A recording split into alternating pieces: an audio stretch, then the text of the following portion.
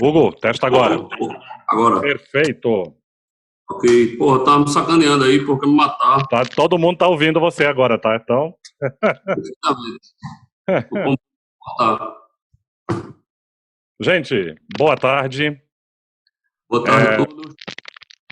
Fazer uma prévia apresentação nossa, bem rápida, e dar seguimento a esse bate-papo nosso. É em clima de live mesmo, é para trocar um pouco de figurinha sobre o momento atual da gente e futuro. Uma opção para troca de informações. No rodapé do Zoom tem uma opção de chat, então surgiu alguma dúvida, alguma pergunta, coloca no próprio chat. A gente fazia uma ordem de apresentações. Após as apresentações, a gente volta para um bate-papo. E aí eu saio respondendo perguntas junto com o grupo.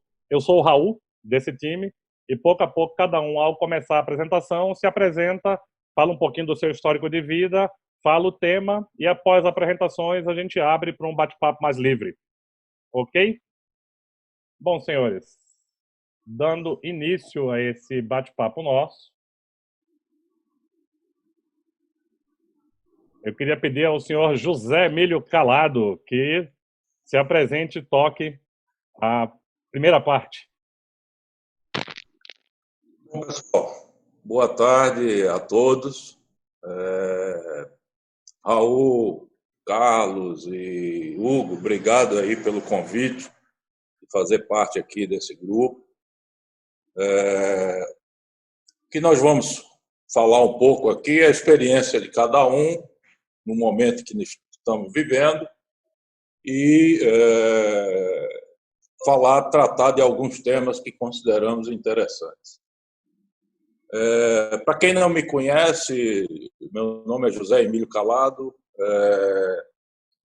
trabalho aí desde os 11 anos de idade na empresa da família e aos 21 eu resolvi buscar a minha carreira profissional. Entrei na PW, Pricewaterhouse na época, e onde fiquei 11 anos e depois, com outros sócios, fundei a JCR Calado, onde a gente passou 8 anos aí desenvolvendo um excelente trabalho aqui pelo Nordeste.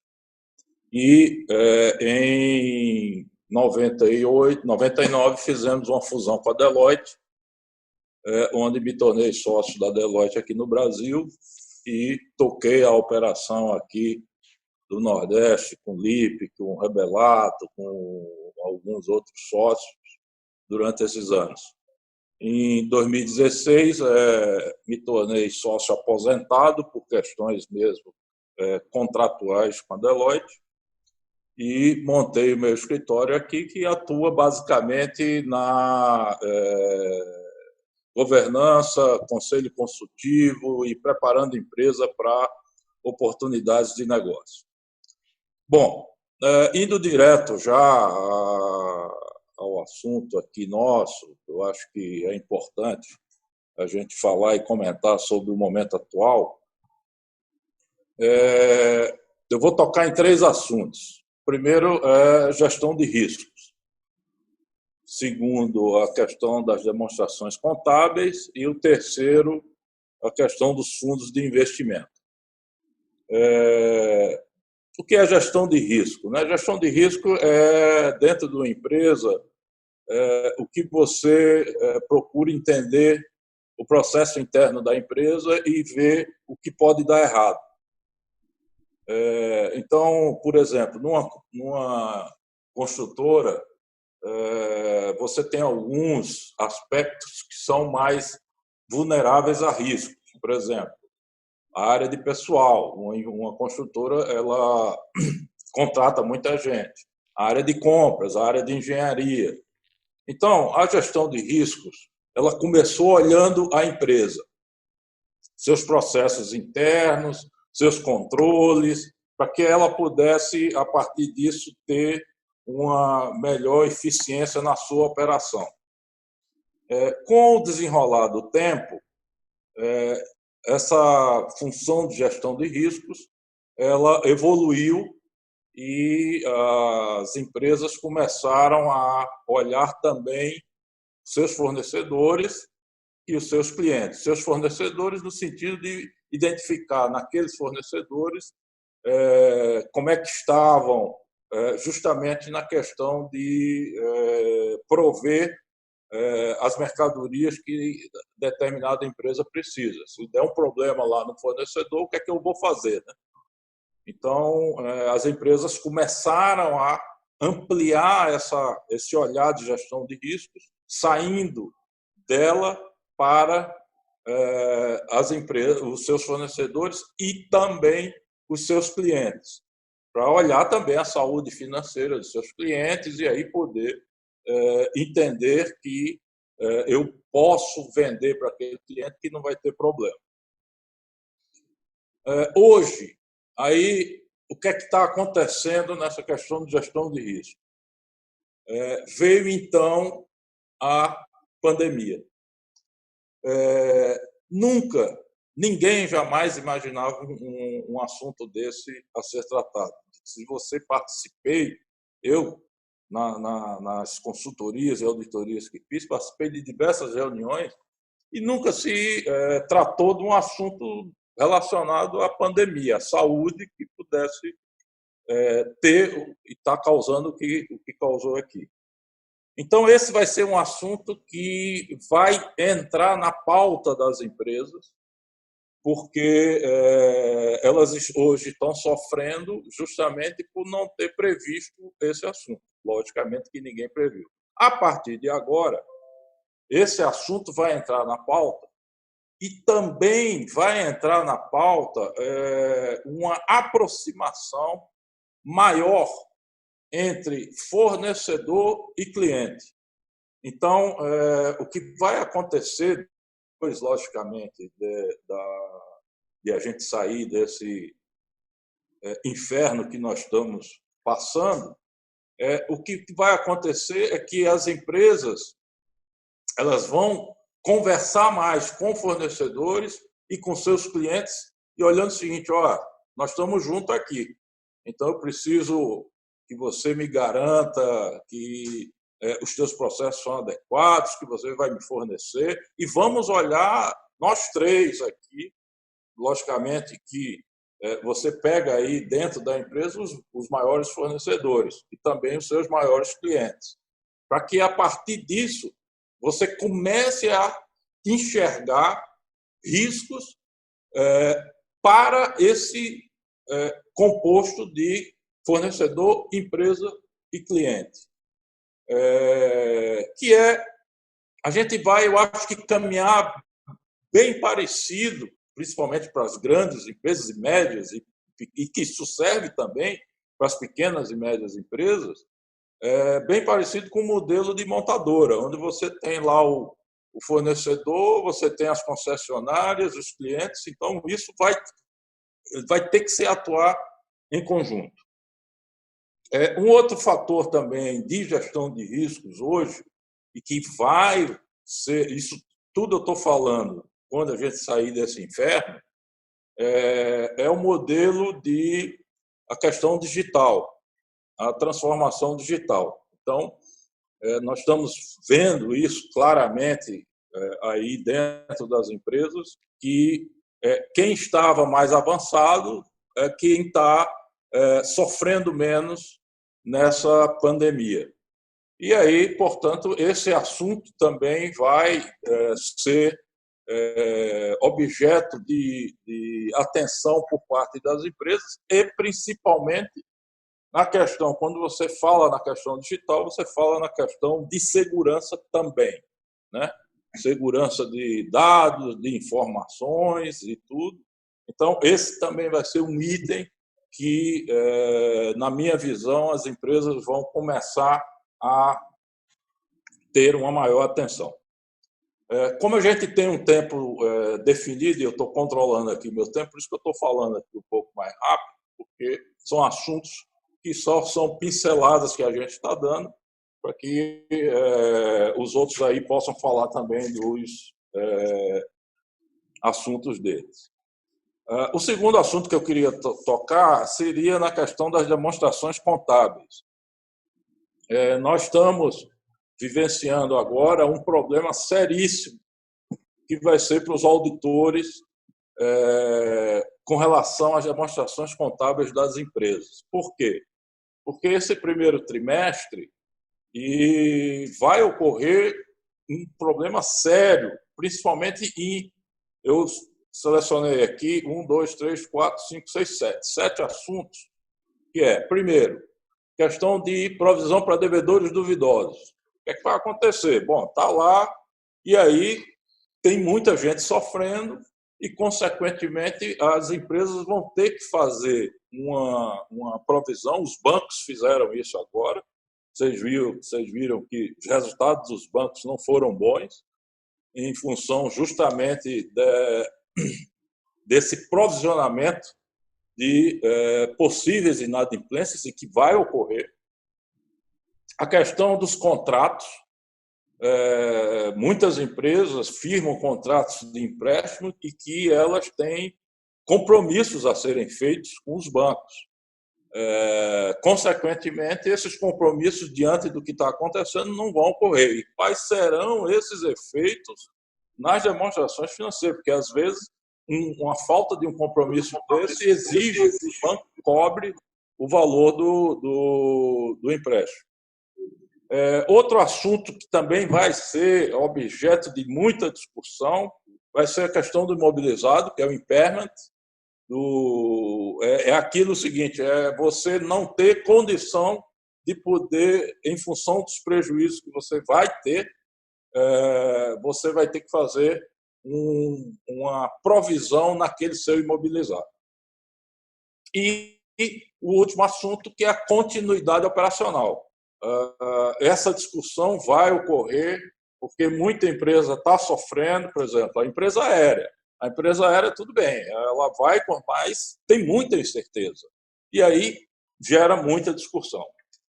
Bom, por último assunto, estou vendo aqui a questão do tempo, vem a questão dos fundos de investimento. O que é que acontece?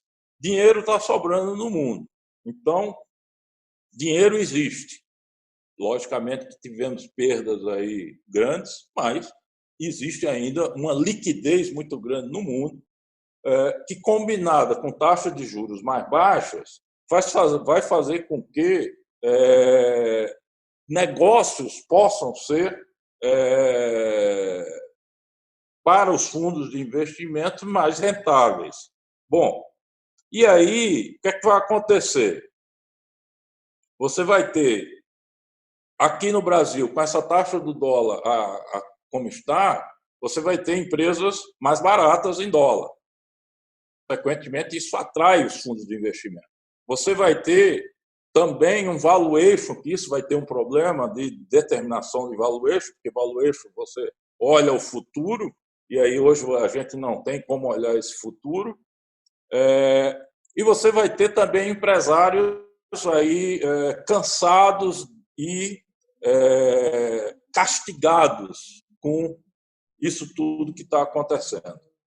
Então, esses fatores, e aí, combinado com a ação que eu também acho que vai acontecer, é a desglobalização. Isso gera uma oportunidade muito interessante, principalmente para o Brasil, porque nós vamos ver, a partir aí depois da passagem desse inferno, uma forte atenção para que a gente não dependa muito de países, né? Como a gente está vendo os problemas que nós estamos enfrentando. Então, vai haver tranquilamente, eu tenho certeza disso, porque eu já tenho visto muito no noticiário essa questão da desglobalização. Então, meus amigos, era isso. Eu estou aqui mais ou menos dentro do tempo, 12 minutos para cada um. E depois a gente fica aí pro bate-papo. Obrigado, Raul. Obrigado, Calado. Pedir ao Hugo agora que se apresente e fale um pouquinho as provocações do Hugo para a gente continuar esse bate-papo. Lembrando que quem quiser fazer perguntas, no rodapé do Zoom tem um campo chat ou bate-papo. Você pode sair escrevendo as perguntas para a gente responder logo após as apresentações.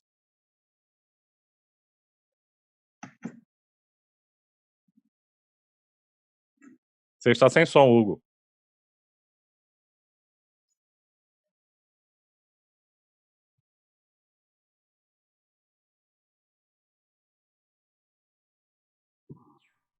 Ok, voltou. Ativei para você. Bom, boa tarde. Obrigado a todos pela participação. Fazendo uma breve apresentação minha, eu vim lá de Primórdios, trabalhamos juntos aí com o Zé Emílio, e foi toda a minha base foi de lá. Depois segui carreira como financeiro muitos anos aí em Recife, aqui em São Paulo, em empresas de médio e grande porte. E desde 2015 iniciei minha jornada pelo mundo de consultoria. Aqui hoje estão participando alguns clientes, potenciais clientes e amigos de nosso network. É um evento fechado. Mas, enfim, eu acho que uma das maiores provas de mudança que a gente pode colocar para esse momento é exatamente a gente estar promovendo um evento aí dessa magnitude da nossa casa, né? Eu acho que isso nunca passou pela cabeça de ninguém. Faz parte desse momento nosso de adaptação. O primeiro momento foi um momento de susto, foi um momento de algumas decisões serem tomadas ali no furor dos momentos. Passado isso, eu acho que a gente aprende bastante, né, com esse momento aí que a gente está vivendo. E eu aproveitei esse tempo, não somente para a gente começar a criar exatamente esses eventos, mas para revisitar o que é que aconteceu com o passado, né? Eu fico bastante curioso, assim, como é que em outros momentos da civilização, após uma Primeira Guerra, após uma Segunda Guerra Mundial, ou após outra pandemia que já surgiu, qual foi a reação das empresas, qual foi a reação da população daquela época. E, às vezes, eu penso que tudo funciona um pouco em ciclos, né? Logicamente, com as adaptações das suas épocas. Mas eu enxergo, passado, eu acho que o primeiro momento do susto, não que as coisas estejam tão calmas, mas eu enxergo que a gente tem duas reações. Ou a gente vai ficar parado assistindo, né, as coisas acontecerem, ou a gente vai se mover. E eu acho que essa é uma palavra-chave nesse momento, que é você precisa sair da sua comodidade, você precisa sair do seu mesmismo, tá? As empresas precisam começar a pensar diferente nesse momento e se adaptarem, né? Nesse momento, nesse mergulho que eu fiz aí na primeira, pós-primeira e pós-segunda guerra mundial, eu descobri assim, que as grandes invenções, né, revisitei isso aí, as grandes invenções do mundo, penicilina, veículo blindado, GPS, câmeras digitais, o computador, a própria internet, né, forno micro-ondas e outros produtos, eles foram todos criados em função da necessidade que surgiu naquele momento, né? E isso foi fantástico, né? Principalmente no momento de adaptação, quando você enxerga, por exemplo, apenas a título de enriquecimento aqui para o grupo, por exemplo, a marca Leves, que no passado, de uma Primeira Guerra Mundial, era quem fazia as lonas das barracas, depois foi se adaptando à empresa, se tornou calças para mineiros, e no final, a partir da década de 40, virou moda e assim, um negócio que surgiu na Primeira Guerra Mundial. Isso me chama bastante atenção e me remete a um slide que eu gostaria aqui de compartilhar com vocês. E eu acho que são pontos, e aí eu tive cuidado bastante de colocar esses pontos aí, que são tendências que a gente vem observando diante de muitas conversas que a gente vem tendo, pesquisas, inclusive com pessoas aqui do nossa própria convivência aqui do grupo. O que eu gostaria de provocar seria com esse chat aí. Acho que não sei se todos estão enxergando. Perfeito, Hugo. Pode continuar. E aí, são pontos de provocação, de reflexão que eu gostaria de colocar para vocês. Primeiro, eu entendo que uma grande barreira foi vencida, com certeza a questão do back-office hoje em dia passou a se tornar uma coisa comum, né? Empresas que no passado não pensavam, não ocorriam, ou nessa dimensão que está ocorrendo agora. Eu vi, por exemplo, de uma pessoa do Bradesco, de um executivo do Bradesco, que ele disse, poxa, se as grandes empresas fossem pensar em planejar para funcionar de casa, quanto tempo a gente não ia passar planejando, e a gente teve que se adaptar de forma brilhante e rápida, né? Outro ponto são exatamente as adaptações do cenário, do organismo a esse momento. A gente vai passar por fortes mudanças de metodologias e de processos, que eu enxergo que isso vai se acelerar bastante, né? Assim como foi esse primeiro momento da gente ir para casa, trabalhar hoje de casa. E um ponto que, inclusive, depois o Carlos vai explorar melhor, que eu coloco, que é o novo padrão de consumo online, né?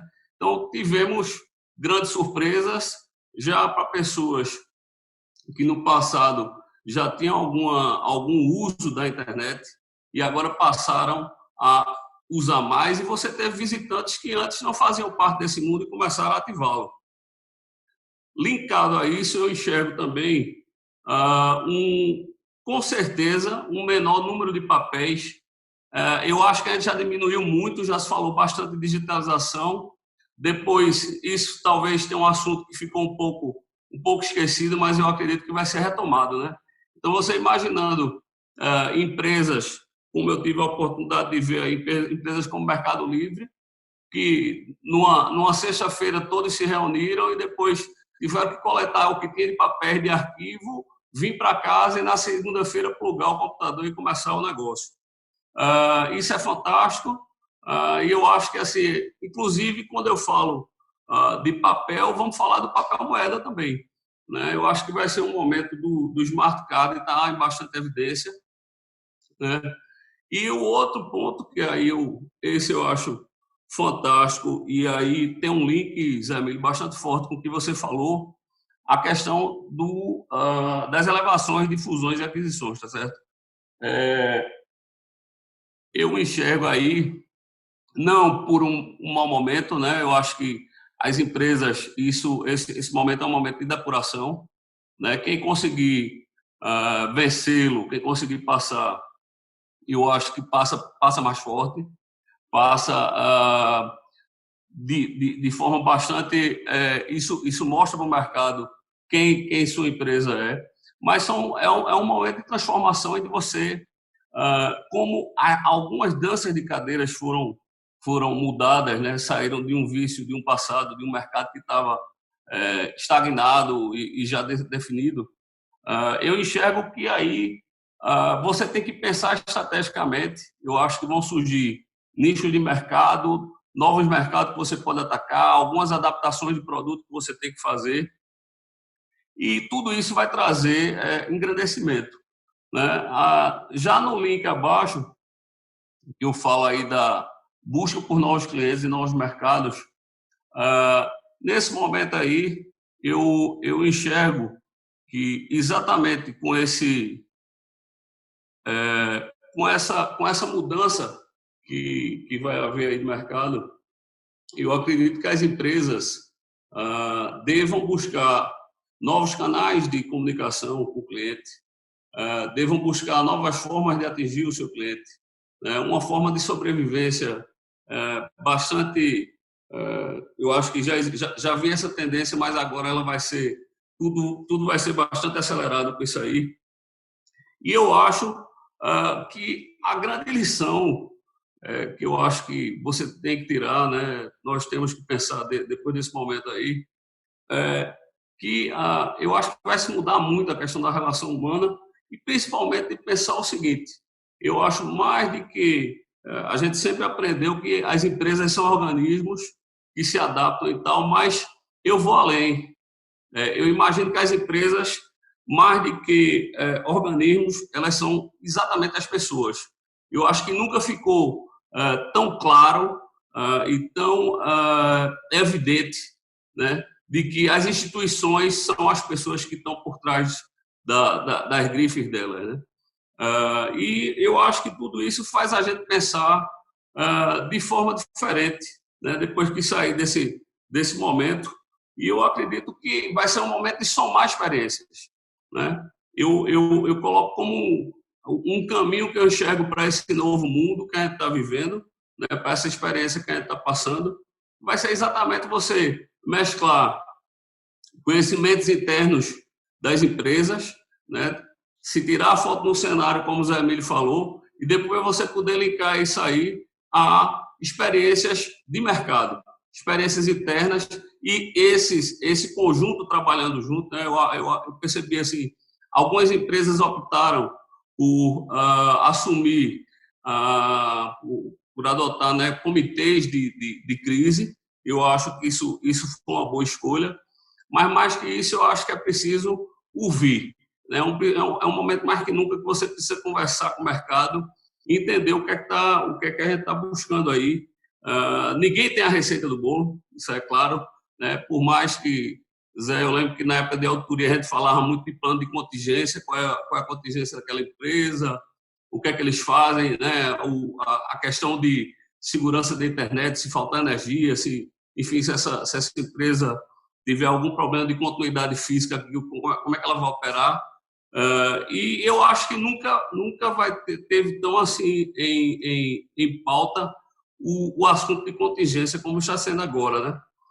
Bom, de uma forma, já olhando aqui também para o tempos aí e pensando em qual é a mensagem que eu gostaria de passar para todos, eu acho que é um momento de compartilhar ideias, é um momento da gente estar junto, unido, ninguém vai passar por isso aí sozinho, tá certo?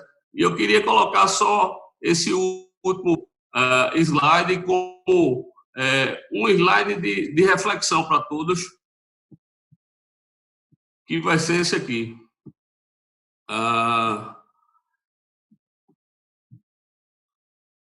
Só um pouquinho aqui, Raul. Agora. Esse eu acho que é a grande mensagem, né? O ignorante afirma, o sábio duvida e o sensato reflete. Né? Eu queria deixar a título de reflexão para o grupo essa mensagem. Eu acho que é um momento da gente estar junto, refletir e somar nossas experiências e ver o melhor caminho que se pode ser tomado. Queria agradecer a participação de todos e passar aí a palavra para o Raul, tá? Legal, muito bom, Hugo. Obrigado. Gente, fazer uma maneira um pouquinho diferente esse bate-papo com vocês. Então, para passando todo mundo, são nossos 12 minutos, parece uma versão short de um TEDx, né? A gente tem que falar no tempo certinho.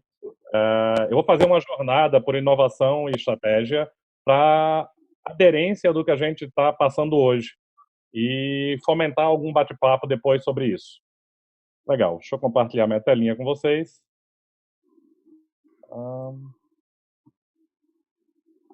Compartilhando tela. Legal, vocês estão vendo inovação e gestão do caos aí na tela de vocês. Começar esse bate-papo. Vai ser por que uma jornada? Porque eu vou fazer uma jornada mesmo. Vai ser extremamente rápida, com flash de slides, e a ideia é passar o conceito de história bem contada. Legal. Antes de tudo, nem quem sou eu, né? Eu sou o Raul Javales, eu estou em São Paulo já há 20 anos, mas sou da terrinha. Estudei, cresci em Recife, fiz faculdade em Recife e tenho 30 anos de carreira, passei pela Volkswagen, passei pela FGV, passei pelo Citibank, etc, etc. Não vou contar muito detalhe não, porque senão eu entrego que eu trabalhei com Calado, que eu trabalhei com Hugo, isso aí entrega muita idade pra gente. Só que eu fiz uma mudança radical. Eu passei de Chief Strategic Officer de uma multinacional para me tornar um maker. Ou seja, o que seria isso? Eu hoje é pau para toda obra. É uma mudança muito radical quando você sai do corporativo e você passa a operar a tua própria empresa ou grupo de empresas. Hoje eu sou sócio de uma holding. Holding é só um nome chique contábil e fiscal, porque não tem tamanho de holding, mas a gente associa a empresas que a gente acha interessante investir. Tem uma consultoria, tem uma aceleradora de negócios, etc, etc. O que é esse cara maker? Eu sou um cara ligado a design de estratégia, a inovação. Infelizmente, antes de virar moda negativa, eu sou executive coach e eu sou Raul, né? Então, o Porta dos Fundos conseguiu me tripudiar publicamente. Não sou o coach quântico. Gosto de tatuagem, fotos, etc. Eu sou esse cara que está na foto hoje aí. Bem diferente do executivo engravatado. Legal. Falar um pouquinho sobre esse mundo mudou. Eu falava sobre isso antes da pandemia e eu brincava que já era um clichê. Porque falar de mudança na situação que estamos hoje e na velocidade que as coisas acontecem é realmente clichê. Mas está mudando e está mudando muito rápido. Então, uma provocação que a gente faz nesse mundo mudou é como é que ele muda? Ele se torna exponencial. E parece que era alguma coisa meio complexa de entender até chegar a pandemia. Para mim, eu fiz engenharia na Católica e estudei na Federal. A engenharia, para mim, essa matemática aí era só no livro, cara. A gente não conseguia replicar isso num fato real. Uma progressão geométrica vai, etc., na exponencialidade, coisas que acontecem com essa velocidade, era bem difícil.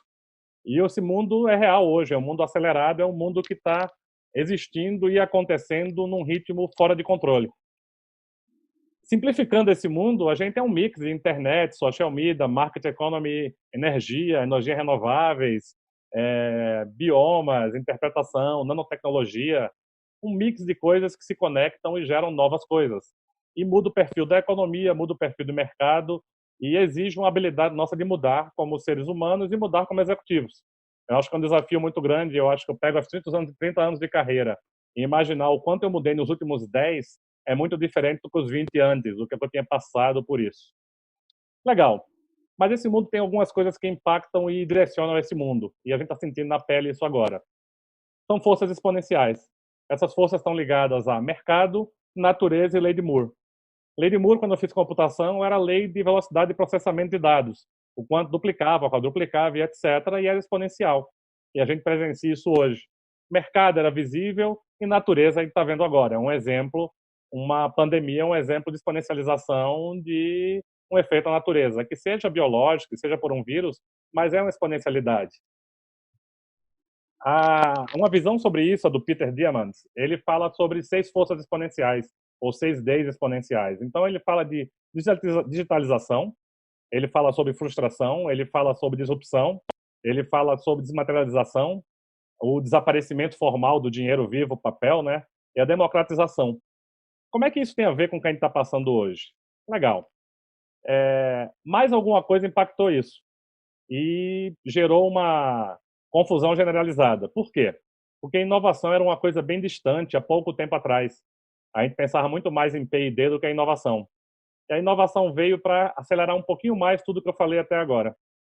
A inovação é um fenômeno, ela é humano, a gente não consegue oficialmente tangibilizar, bem que eu brigo, eu falo que inovação que não gera ROI é ideação. A inovação não possui fórmulas, a inovação destrói padrões. Então, inovar, os exemplos que o Hugo deu sobre mudanças por causa de caos são verdadeiros e provocam inovação. A gente não percebe a inovação quando está imbuído de viver o dia a dia nosso, às vezes perde oportunidades. A gente tem vários tipos de inovação, a incremental, a radical, a disruptiva, ou seja, como é que isso impacta a gente. Eu posso ter como incremental a melhoria de um processo que já existia, eu posso ter a disruptiva como alguma coisa que tem que ser acessível, tem que pegar grande volume de pessoas, tem que ser fácil de executar. Então, disrupção está ligado a esse poder. E eu acho que as mudanças que a gente, quando o Calado fala que tem dinheiro no mercado, tem que saber usar bem, se eu conseguir fazer uma inovação disruptiva e for bem aplicado, nossa, o dinheiro vai render e muito. Eu começo a pensar também em impacto. O que é que eu mudo nesse mundo, o que é que ele vai ser criado e como vai ser criado isso. Vou pegar o Jeff Bezos, o cara que está revolucionando até na crise, entender quem ele era no surgimento da Amazon em 99 e o que ele é hoje. E o que ele mudou no mundo em conceito de e-commerce, negócios, etc. Mundo VUCA, que era uma coisa meio buzzword, né? E virou realidade. A gente falava no mundo VUCA como uma coisa intangível. E o que a gente está vendo hoje é volatilidade, é incerteza, é complexidade e ambiguidade. Quando a gente fala em gestão de risco, fala em provisão para perdas, etc, etc. Entender o negócio da gente. É um desafio duplo, né, onde eu falo sobre complexidade de organização, da organização e do mercado. Como é que eu mudo para atender esse mundo que está surgindo aí? Tendência sobre isso, disrupção e sobrevivência. Então, a gente teve uma forçada na sobrevivência, né? Como é que a gente paga a conta, como é que a empresa continua ativa. A gente veio para o mundo digital de maneira muito mais rápida do que a gente imaginava. Então, transformação digital, que era muitas vezes opcional, virou condição sine qua non. Tem que fazer e tem que fazer, não tem opção. A gente veio para uma indústria 4.0, que eu brinco, já é 5.0, a gente fala de automation 5.0, a gente já fala de fábricas inteligentes, eu falo de IA, inteligência artificial na indústria, essa evolução, o quão rápido e quão mais curtos são os ciclos. Eu falo de mobilidade e internet, quem é que vive hoje sem o seu celular e como seria sobreviver à pandemia sem ele, né? Cloud computing, IoT, smart cities, data security, agora importantíssimo. Eu estou usando o Zoom aqui, mas no começo deu aquele estresse. Será que é seguro? Será que não é? Estão gravando as apresentações e teve uma mudança da empresa. A empresa aumentou gigantescamente de tamanho pela plataforma como é. Energias renováveis, agora em risco, porque energias fósseis estão barateando por causa da crise. Isso pode provocar uma desatenção ao que é renovável. Impressora 3D, levando soluções médicas, por exemplo, a países da África. Propostas de valor ligadas à impressão 3D ou a design. Design em tudo. Realidade virtual, realidade aumentada. A gente vive um mundo antes dele ser real. Robotização. Em robotização, a gente pode pensar até nessa figurinha aqui, onde eu trago 100 anos atrás o que seria a construção civil nos Estados Unidos e o que seria a construção civil hoje, fazendo uma certa sátira com as mudanças. A inteligência artificial como crítico, imaginar que esse mercado tem 10, 15 anos, existia um pouquinho antes com redes neurais, mas pegou força de 10 anos para cá. E isso aqui é uma fotografia do mercado hoje. Quantas empresas, e olha que tem mais empresa para colocar aí, estão ativas e existem nesse mercado e estão funcionando para suportar isso. Data Science. Na computação, eu era gestor de banco de dados, fui para BI, onde eu dizia que o importante era conseguir informações. Hoje eu falo que o importante é você saber quais informações são úteis, porque eu tenho demais, eu tenho muito dado. Qual é que vai servir para tomar decisão? CRISP, onde eu falo sobre engenharia genética, modificação de perfil no DNA, engenharia mesmo, biológica, para mexer no perfil das pessoas que vão vir. Eu falo de blockchain, que está mantendo e explodindo com a crise. A gente está fazendo assinatura eletrônica, a gente está validando o negócio, está assinando o contrato. A Loft fez a primeira assinatura deles virtual na semana passada, a primeira venda. Moedas digitais que não são blockchain, muita gente confunde, mas derivam de blockchain para poder funcionarem, para validar a existência delas. Quantum computing, que a gente falava muito pouco, eu já tenho computadores com utilização de conceitos de física quântica e termofísica para fazer cálculos em velocidades absurdas, muito superior ao que eu falei até agora aqui de exponencialidade. A IBM puxa isso, o Google puxa isso, a Volkswagen está puxando isso. Transformação digital como a realidade aqui e agora. Aqui eu puxo a sardinha até para algumas coisas de execução, que Recife tem um braço muito bom nisso. A gente pensa em cultura da empresa, tarefa, pessoas e estruturas, e eu estou falando tudo isso pensando em nuvem, social, analytics e mobile. O analytics, o Kellner vai dar uma palavrinha um pouquinho, que vai lembrar um pouquinho disso aí, o que tem de ganho nisso. O Hugo falou sobre a migração do Mercado Livre, uma reunião, todo mundo vai trabalhar em casa, se não fosse cloud computing, eu não teria isso. Eu estou falando, aí a puxar um pouquinho o saco de Recife, eu sou muito fã do César, do trabalho do Silvio Meira e do trabalho da toda a gurizada do César, e as perspectivas que o César trouxe para a transformação digital são bem reais e agora extremamente tangíveis. A gente pensa em pessoas de cultura, consumo, concorrência, inovação, processos, e nisso aí eu não deixei de falar em Porter, eu não deixei de falar em matriz BCG, eu falo em modelo de negócios, eu falo em dados, eu falo em tecnologias habilitadoras, como é que você está apto a entrar no mercado e funcionar com isso. E eu posso pegar também o David Rogers, da Columbia University, que ele fala sobre domínios que estão ligados a clientes, competição, dados, inovação e valor. Que quem vê em gestão e estratégia, eu estou falando de uma SWOT, eu estou falando de força de Porter, ambiente concorrencial, cenários, aplicados no mundo digital. E isso tem que virar realidade. O mundo digital é muito mais cultura e cabeça e pessoas do que tecnologia. Tecnologia é ligada a budget. Teve dinheiro, você contrata. Não soube escolher, isso não vai acontecer. Legal. E como é que tudo isso? Onde é que a gente está? Fazer a amarração disso tudo. Nas forças exponenciais, eu trago que a gente está nesse ponto de inflexão, na disrupção. Eu saio da gestão otimizada e tranquila que eu sempre tive e penso em caos. Como é que eu vou gerir isso? Como é que eu vou sobreviver nesse mundo? E nisso eu tenho que estar adaptado. Como é que isso se amplia? Isso se amplia também exponencialmente. Porque eu passo para o mundo mobile, eu finalmente começo a falar de omnichannel como omnichannel. Que antigamente a gente falava só no discurso, agora tem que acontecer. As implementações mudam com isso. Que tendências são essas? No negócio hoje, eu falo de ecossistemas. Tudo é correlato. Como você se conecta, que faz sua vida dar certo, sua empresa dar certo. Como você se baseia em tecnologia, você não tem que tê-lo, você tem que saber quem tem e saber contratar. você se baseia em contratos, tudo vira as a service. Eu trago mundos diferentes se conectando. A gente fala muito em Agile, Squad, palavras novas que estão surgindo de como é que funciona uma empresa, diversidade, etc. E eu faço uma brincadeira aqui, né? Qualquer um pode acordar pela manhã com uma ideia e criar um produto online. Obter proposta de fábrica, promovê-lo, organizar uma remessa na nuvem e tudo sair da mesa do café da manhã. E a gente está trabalhando em casa agora, né? Por que não criar um negócio? Ativos e recursos proprietários deram lugar a recursos acessados. Então eu contrato serviços e faço meu mundo acontecer. São redes invisíveis, mas com poder absurdo. Se a gente ligar tudo isso e fizer um mix do que eu posso entregar, eu estou falando de uma tempestade perfeita, onde eu falo de conglomerados digitais, eu estou falando de economia, eu estou falando de tecnologias que mudaram o mundo, eu estou falando de demografia, aquela desglobalização que o Calado fala, uma realidade, você vai começar a trabalhar no seu ponto, vai usar o mundo como serviço, você não precisa sair mais dele para estar vivendo em outro lugar. Eu começo a pensar em que negócio eu estou. Aí eu penso, se eu trabalho com ferrovias, eu trabalho com viagem de trem, eu trabalho com transporte. Se eu trabalho em Hollywood, eu faço filmes ou faço entretenimento? Entender esse mundo. Se eu vou pensar em empresas que mudaram esse mundo, tá aí, 3M, Apple, Airbnb, Tesla, Amazon, Facebook. Pensando isso numa visão 2.0, ficou assim, ó, bem simples. É exatamente isso que a gente está vendo hoje. Vamos achar o caminho para fora desse labirinto?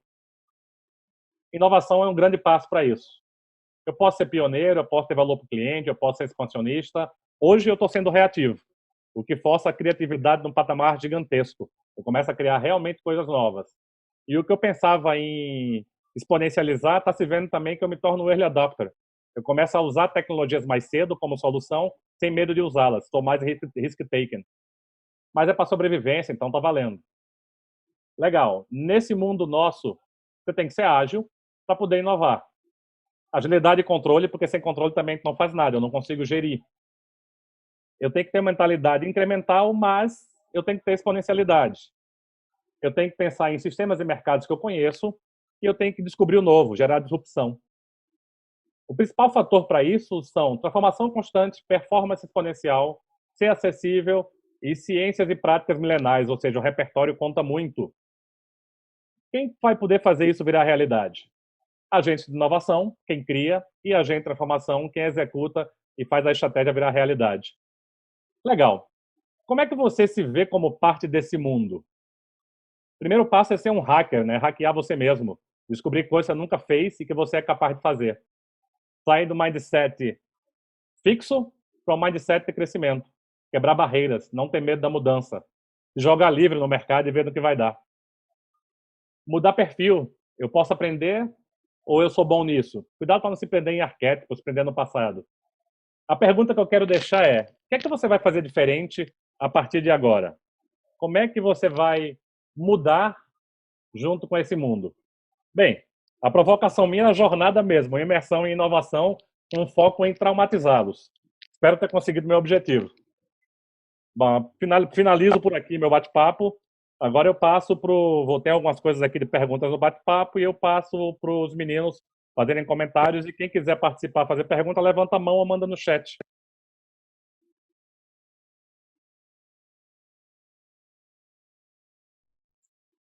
Calado, estão abertos aí. Agora é o Carlos na sequência, né?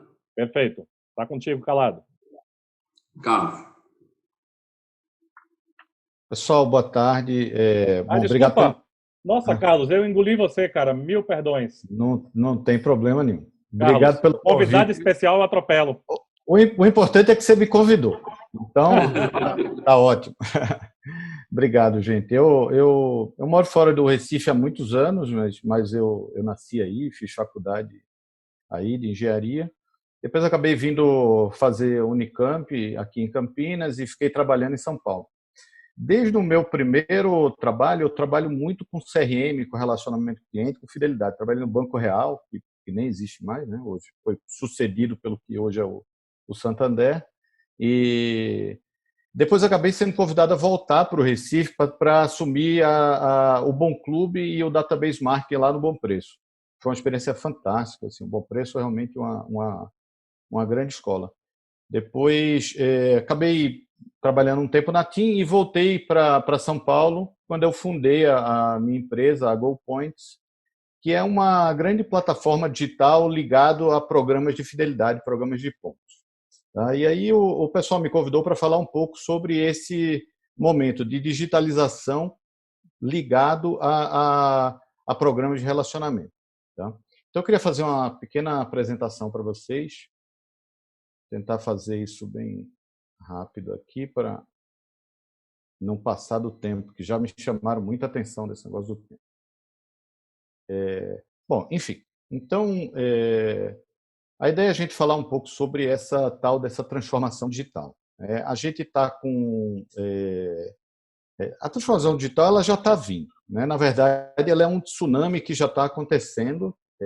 Eu brinco que as placas tectônicas elas já se moveram, a onda já está vindo, então não tem muito o que fazer. Agora a gente pode ou se prender ao modelo antigo e vai perder mercado quem fizer isso, ou a gente aproveitar essas novas ferramentas, esse novo modelo, associado ao legado, isso é muito importante, a gente não pode esquecer o legado, associado ao legado e buscar uma proposta de valor mais poderosa.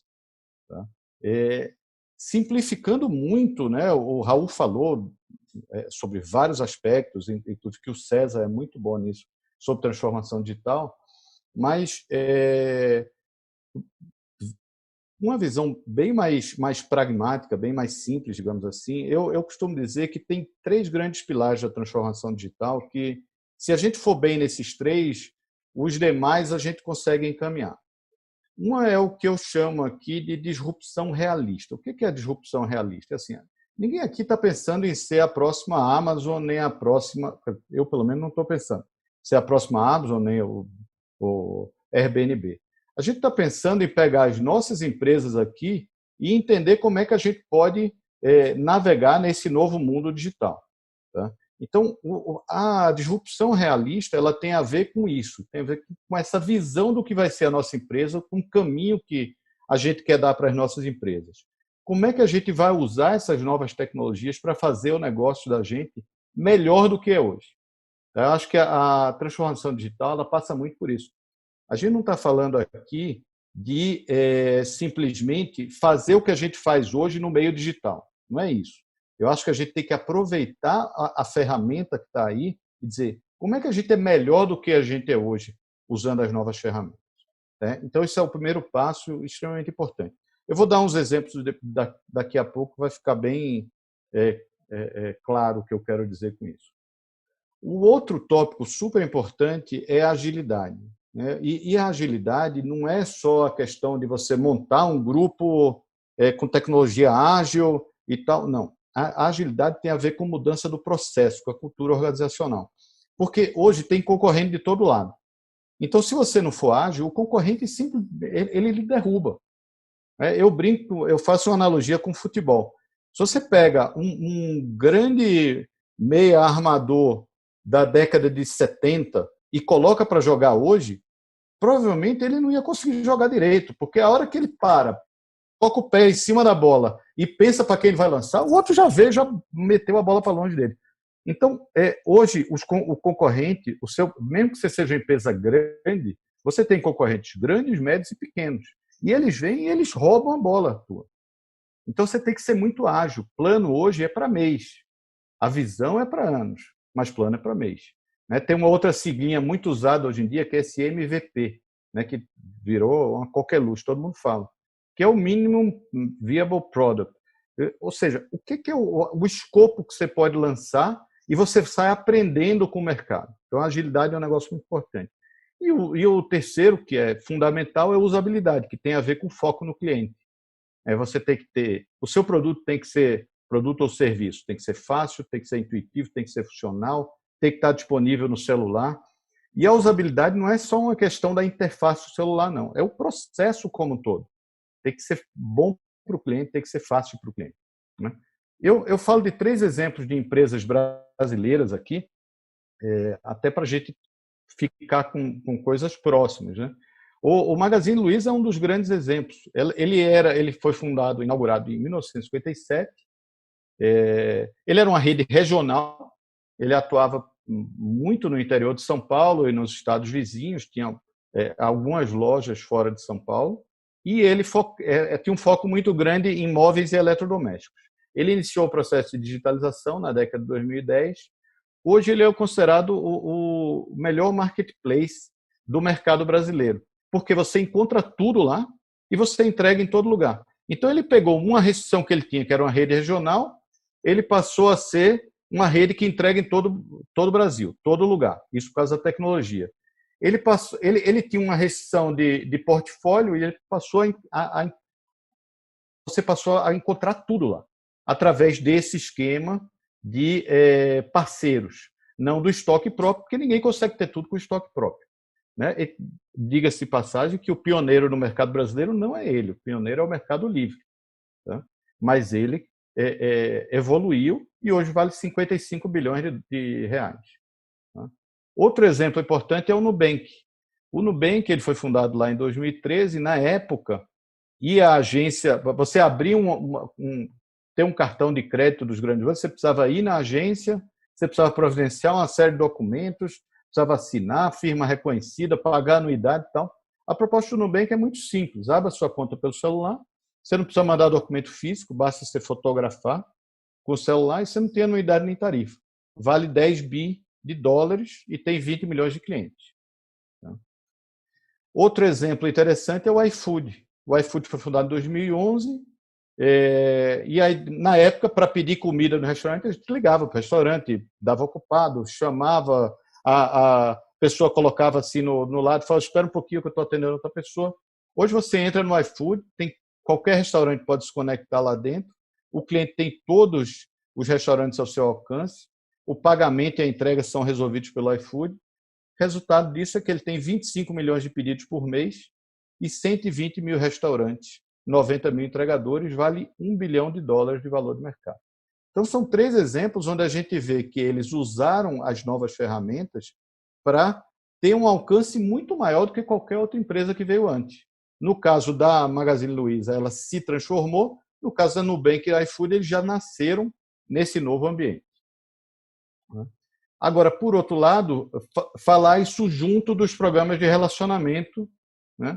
A digitalização ela traz como consequência complementar a identificação dos clientes e, naturalmente, que possibilita a interação com eles.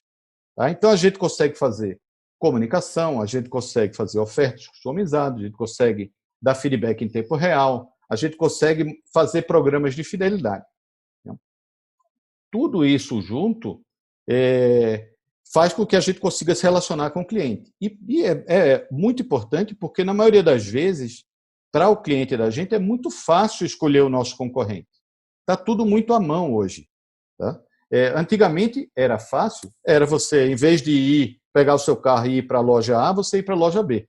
Hoje está mais fácil ainda, porque o seu concorrente está ao alcance de um clique do computador ou do celular dele. Então, é muito fácil comparar preço, é muito fácil comparar produto, é muito fácil comparar portfólio, é muito fácil comparar propostas. Então, a gente precisa tomar muito cuidado, porque o cliente, a barreira de saída é pequena. Né? Agora, eu digo sempre que para fazer um programa de fidelidade de sucesso, você não precisa fazer o cliente gastar mais, você precisa convencer ele a gastar mais com você. Porque assim, é muito mais difícil você mudar o hábito de compra do cliente. A hora que você diz para o cliente, ele gasta 100 por mês, você querer que ele gaste 120, é muito difícil. Agora, ele gastar os mesmos 100 e gastar mais com você, é bem mais possível do que isso. Então, vamos supor que ele vai 3 vezes, ele compra 3 vezes por mês da tua loja, o grande desafio é fazer ele comprar 4 vezes por mês da tua loja. Se você fizer isso, você pode aumentar em 33% o teu resultado. Tá? A experiência da gente na GoPoints, a GoPoints é uma empresa, a minha empresa chama GoPoints, né? É uma empresa completamente voltada para programas de fidelidade com o mecanismo de pontos. E a gente já mediu, ao longo da nossa história, de 10 anos de empresa, mais de 250 mil clientes. E essa medida é ele contra ele mesmo. Então, eu estou falando do próprio cliente, medido 6 meses antes de entrar no programa versus 6 meses depois de entrar no cliente. Em média, a gente consegue aumentar o gasto mensal desses clientes em 27%. com programas que consomem poucos por cento do faturamento da empresa. Tá? Então, o ROI costuma ser de 8 a 10 vezes o que você investe no programa, você recupera em lucro adicional. Tá? Então, para terminar e liberar para as perguntas, as provocações, digamos assim, que eu faço é: descubra como as novas tecnologias podem turbinar o seu negócio, por um lado, e incremente o relacionamento com os clientes, por outro lado. É isso aí, gente. Obrigado. Raul, toca daí. Kellner, obrigado. Mais uma vez, desculpa por excluir meu convidado especial. Isso é que dá fazer live, né? Live, real time, etc. Dá nisso. Vamos lá. A gente vai abrir para perguntas e eu queria começar com uma pergunta que veio aqui no chat. Vou começar por essa. Quem quiser pode mandar pelo chat ou levantar a mão.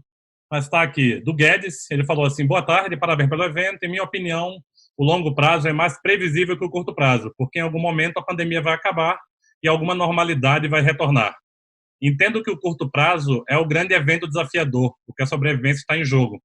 Gostaria de ouvir a opinião do José Emílio.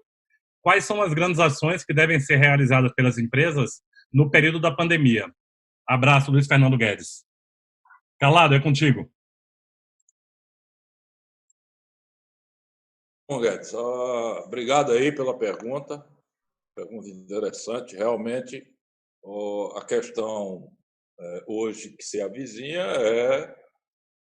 a gente sabe que isso vai acabar no longo prazo, mas nós temos um período aí para ser enfrentado. Tem um assunto também que eu acho que eu terminei também esquecendo de comentar, é que isso vai valer tanto para a pessoa física quanto para a pessoa jurídica. É que muitas empresas e muitas pessoas físicas vão começar a ter, e vai acontecer isso, eu tenho certeza. Muitas pessoas jurídicas e pessoas físicas vão começar a ter e formar uma reserva financeira. Por quê? Por justamente sofrer esse período sem ter essa reserva financeira. Quem tem a reserva financeira vai passar por esse período de uma forma mais tranquila. Quem não tem está aí desesperado, atrás de recurso, atrás de empréstimo, atrás de coisa, para poder sobreviver a este período. Isso vale tanto para pequena, micro, como para a pessoa física, como para esse pessoal que está aí buscando a ajuda emergencial. Então, isso vai transformar as pessoas e nós vamos ter esse aumento grande aí de reserva financeira para enfrentar esse período. Então, esse é um ponto, Guedes. Para enfrentar isso, você teria que ter uma reserva. Quem não tem, vai se complicar. Infelizmente, muita empresa não vai conseguir sobreviver, isso é uma realidade, não tem como. Algumas empresas não tem fôlego para ultrapassar esse período, porque o grande problema dessa pandemia é que a gente não tem a certeza de quando isso vai acabar. Quando é que nós vamos? A gente sempre o pico vai acabar aqui, aí vem, fecha de novo, vai, mais tempo. Então, essa incerteza é terrível para os negócios. Agora, você tem aqueles que, se aproveitando desse período que estavam mais bem preparadas, elas estão surfando nessa questão. Elas estão ganhando, não estou dizendo que está ganhando dinheiro, mas está sobrevivendo, que é aquelas que têm a internet, mais, por exemplo, restaurantes que estão já no iFood e tudo, estão conseguindo sobreviver. Aqueles que não estavam vão sofrer. Então, acho que, em resumo, Guedes, o ponto principal é você ter caixa. Aquelas empresas que tinham caixa, que vão queimar um pouco de caixa, mas vão ultrapassar. Mas vai ficar esse legado de que tanto empresa quanto pessoa física vão ter que começar todo mês a reservar um dinheirinho ali. Bom, isso aqui fica para as dificuldades. Tem uma outra pergunta, Raul, do Montenegro, que você pulou, você terminou pulando e eu olhei aqui. Eu ia dizer que ele apimentou essa pergunta agora. Oi? Ele apimentou a pergunta, né? Eu não vi, não. Calada essa oportunidade que se abre com o real barato pós-pandemia, tem um complicador que se apresenta, que é a incerteza política no Brasil. O que você acha? Pronto. Montenegro, também obrigado aí, grande parceiro. Veja só, eu vejo, na minha opinião, que a incerteza política pode ser um problema, mas o que é que segura? O que é que está segurando? E que, como nós estamos no período da pandemia, então nada vai ser realizado agora. E eu acho que está sendo favorável até para o Bolsonaro isso, porque acredito que quando nós estivermos resolvidos com a pandemia, acredito eu também que vai estar resolvido essa questão da incerteza política desse nosso presidente diabinho. Ele só sabe botar fogo na fogueira ou botar gasolina na fogueira todo dia. Então, na minha visão, se isso estiver resolvido, aí você tem as condições necessárias. Mas também, na minha visão, o mercado precifica muito Paulo Guedes. O mercado também já entendeu que deixa o nosso presidente ficar brincando lá todo dia. Num dos grupos que eu participo aqui do WhatsApp, eu respondi uma provocação dizendo o seguinte, que Bolsonaro é aquele riquinho que faz tudo. Então ele fica brincando lá todo dia, opa, vou pegar o segurança, vou dar uma voltinha por aqui. Aí vai fazendo as inconsequências dele e o pai lá deixando ele fazer isso aí. Então, o que eu acho que está acontecendo é isso. Deixa ele fazer, o mercado já entendeu. Se não houver ruídos aí com o Supremo e com a parte política, acredito eu que não vai ter problema. E aí o Brasil é um país enorme, tem uma população enorme, 200 e tantas milhões de pessoas, e as empresas e os investidores sabem disso. Então, é só se resolver que aí a questão vai... Eu sou uma pessoa que sempre fui otimista e acredito que tudo se resolve e a gente vai conseguir ultrapassar isso. Muito bom. Espero ter respondido. Tem comentários aqui, eu acho que é bom todos os participantes, o Calado, o Hugo e o Carlos darem uma lida também. Elogios, obrigado. E tem uma pergunta aqui do Paulo Tadeu Araújo.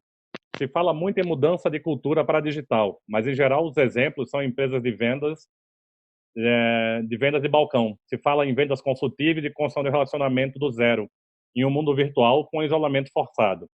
Qual cenário e perspectiva assim empresas que para vender precisam, na maioria das vezes, de uma construção de relacionamento e confiança para evitar o processo comercial? Legal, né? Eu acho que isso aí veio exclusivo aqui, só que eu acho que vocês podem me ajudar na resposta, porque eu ainda também tenho uma boa passada nisso aí. A gente está provocando hoje laços de relacionamentos diferenciados. O relacionamento que a gente fala da cultura digital hoje, que a gente fala relacionamento físico, né? Que o digital não provém, está vindo de experimentação. O que eu acho que o que provocou, a gente fala que o ser humano é muito avesso à mudança. Ele demora muito, mesmo mudar para o que é bom, a barreira é gigantesca. Quando vem uma pandemia e você é forçado a viver esse mundo de maneira diferente. Exemplo, pessoas que nunca quiseram colocar o cartão de crédito na internet ou no celular estão comprando digitalmente, porque é mais seguro você aproximar o celular ou você fazer um pedido e fazer o pagamento online. Você passa a ter a valorização da avaliação dos clientes e fornecedores de maneira muito mais impactante na internet. Você passa a ter as relações de confiança com base em entregas qualificadas muito mais forte do que só o fio do bigode. Não se desvaloriza isso, não se perde isso, mas a gente começa a ter que trazer a tradição para o mundo digital. Isso é um desafio enorme. Vai mudar super rápido? Não, vai mudar a atropelos, vai ser forçado a mudar. Calado comentou uma coisa super interessante sobre as ondas. A gente fala da poupança de cada um e da vivência. Essa mudança tem um efeito antropológico gigantesco. Perfil de consumo muda radicalmente, tanto de utilidade do que se consome, de onde é que eu vou, quem me atende. Exemplos que eu falo de confiabilidade, como você falou. Eu passo parte do meu tempo em Portugal, parte do meu tempo no Brasil. Tem cliente meu do Brasil que só quer falar comigo ao vivo e a cores. Não tem jeito. Então, o mês que eu estou em Portugal, ele não fala comigo. Na pandemia, ele está fazendo várias conversas comigo por videoconferência e eu, com certeza, agora eu consigo manter isso pós-pandemia. Mas é uma mudança cultural. Amarrado a isso que o Paulo falou, vem uma amarração aqui sobre... Aí foi o Lira, que falou, você entende que somente só as tecnologias poderão incrementar a economia a médio prazo? Cara, tecnologia vai ser básico. Estratégia de uso de tecnologia padrão. Essa necessidade de uso é que a gente chama hoje de tecnologias não percebidas. A gente tem que usar tecnologia no dia a dia sem que a gente tenha que sofrer para ter o uso dela. E muita coisa vai acontecer sem a percepção do que você está usando. Exemplo, você está conversando com um assistente virtual, se ela não falar para você que você quer um chatbot, dificilmente você vai achar que é um robozinho te atendendo. Vai ser provavelmente um script digital, um machine learning para aprender com as perguntas, sabendo o que responder e onde procurar o dado correto. É que hoje a gente oficializa que é um robozinho falando contigo. Muito, muito breve você não vai saber que é. Não vai ser só a tecnologia, mas eu acho que a cultura de tecnologia como parte do dia a dia vai ser fundamental. Essas duas perguntas eu deixo aí na mão de vocês também. Kellner, se quiser opinar também sobre perfil de confiabilidade de consumidor e empresa, eu acho que é uma coisa que está mudando muito e a GoPoints tem uma visão bem legal sobre isso.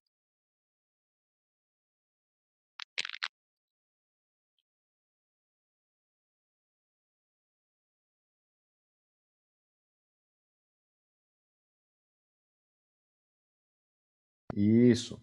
Está dizendo que você precisa me liberar o microfone, que eu não consigo liberar. Não, assim, sobre essa questão das vendas complexas e que são vendas que a gente sempre costumou dizer, a gente precisa estar frente a frente, eu acho que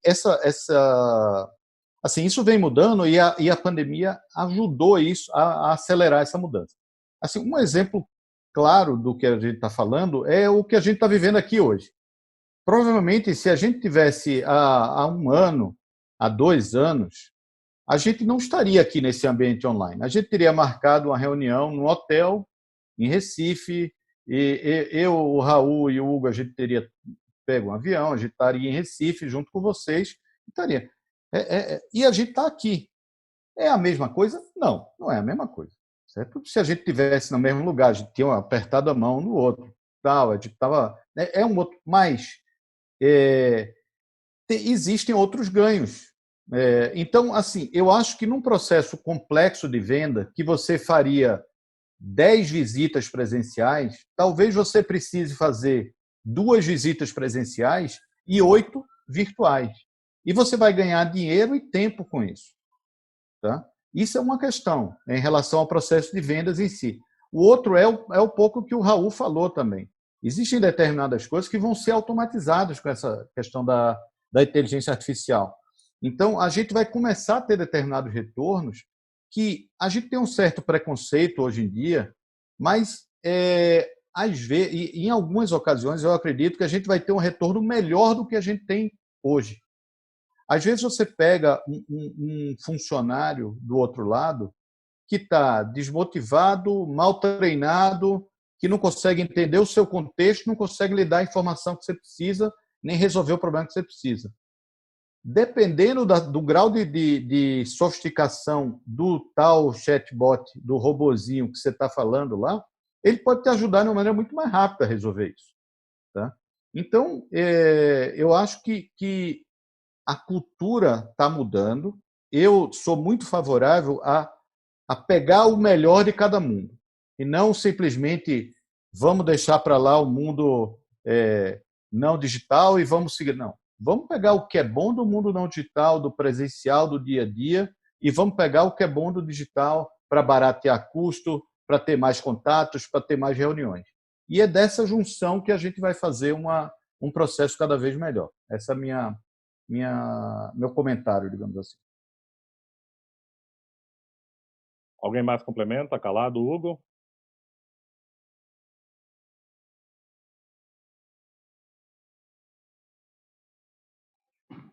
Opa, Tá contigo. obrigado. Eu estou de acordo aí com o Carlos, acho interessante. Eu acho que a relação humana, obviamente, nunca vai deixar de existir, mas com certeza, por exemplo, eu queria colocar um ponto para a gente refletir. Por exemplo, eu não tinha hábito de fazer as compras de supermercado por internet. Eu sempre gostei, eu gosto da relação humana, eu gosto de ir para a feira livre e tal, mas passar por esse momento, né, isso me causou uma reflexão tão grande do tempo que eu perdia para fazer uma feira, entendeu? Então, o tempo de deslocamento da minha casa ou do meu escritório para o supermercado, o próprio tempo dentro do supermercado. Então, assim, eu acho não que a gente vai mudar costumes, né, mas a gente vai agregar, é como se nascesse uma nova. Isso foi despertado exatamente agora, por esse momento que a gente está vivendo. E dentro dessa célula, você vai daqui para frente, você vai pensar tudo. Por exemplo, minha família até hoje compra pacotes de viagem em agências de turismo. Então, assim, poxa, agora teve que fazer cancelamento, alguma coisa, você teve que correr para a internet. Então, todo mundo, né, independente da questão de uso, de habilidade, da questão cultural, teve que recorrer a isso aí. E não é que acabem, por exemplo, quando se perguntou, a empresas de varejo vão acabar? Não, não vão acabar, mas elas vão se modificar. Eu acho que não vão precisar mais do mesmo espaço, vão se abrir novos canais de venda que antes eles tinham algum tipo de limitação de uso, agora eles passam a ser ampliados. Por exemplo, outro hábito que eu não fazia, né, com tanta frequência, que era a questão de vinhos, que eu gosto, né? E, poxa, por questão cultural, tato humano, eu gosto de ir numa adega, pegar a garrafa, ver o rótulo, conversar, questionar, perguntar aquele vinho. E agora, com esse momento que a gente está vivendo, isso mudou bastante. Então, o que eu coloco, eu acho que, assim como o Carlos falou, a tendência é que as coisas se complementem e que a gente descubra novos canais, realmente. Ok, Raul. Ok. O Carlos, o Torben Sorensen botou muito legal, esclareceu, parabéns. Calado, você falou em uma desglobalização. Você poderia se aprofundar mais nesse tema?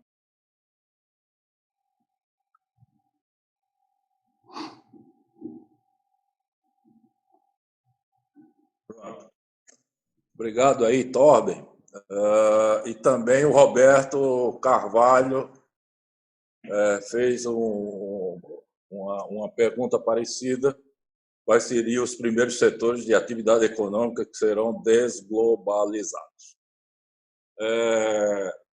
A minha visão é o seguinte: essa pandemia ela mostrou, primeiro, que a China